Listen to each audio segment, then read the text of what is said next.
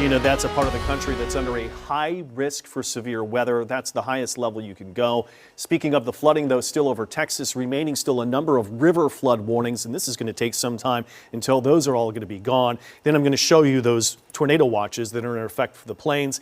Go east of here into East Texas, where those flood warnings are still in effect. We even have some of those extending into Louisiana, too. Even farther north into Arkansas, but some of those in Arkansas are not associated with the rain that really fell over feet of rain in some cases. When we take us closer to home, we'll see our Doppler radar here. It's trying to track a couple of isolated showers here and there. So we go to our radar, the WDSU first warning weather Doppler radar. I showed earlier that we had a couple of sprinkles here and there to Kentwood over the past hour. There's fading showers over Biloxi, and that's just about it. That's a little bit of interference from the radar, and we are going to start with our temperatures. Warm, humid, it is starting to feel a little bit like summer, and this pattern's here, but we do find a cold front eventually down after we get through some of this heat, and that's going to bring a little relief maybe right in time for the weekend. I mean, it's feeling as hot as 93 when you factor in the high humidity. Lakefront feeling like 92 officially here in New Orleans. There's a bit of a south breeze, 10 to 15, averaged over a couple of minutes, but check out the heat that's coming.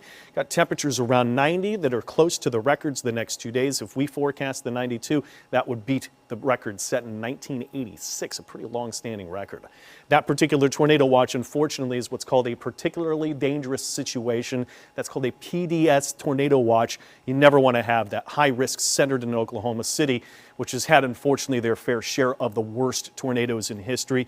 You go back to May 3rd, 99, just had the 25th anniversary of that. Wind speeds were detected near 302 miles per hour. None of that for us. It's just about the heat here. Maybe an isolated shower. Eventually, front's going to be making its way into this heat and humidity, but that doesn't happen until the end of the week. But as I already mentioned, possibly right in time when we want that to bring in some of the nicer air for the weekend. So we're going to start with temperatures in the overnight to morning hours, which are still very muggy. We're going to be looking at 70s for everyone, from Bogalusa at 71 to 75 Houma, Kentwood, Hammond at about 73, 77 along the lake.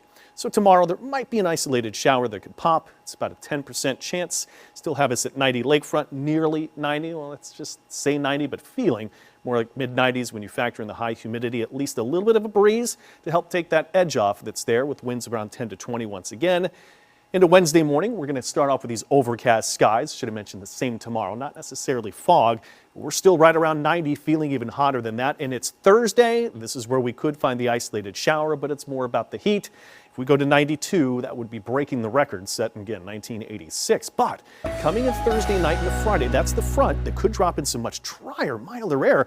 83 for a high on Saturday after these 90s is going to feel so much better, and especially if we take that drier air with it too.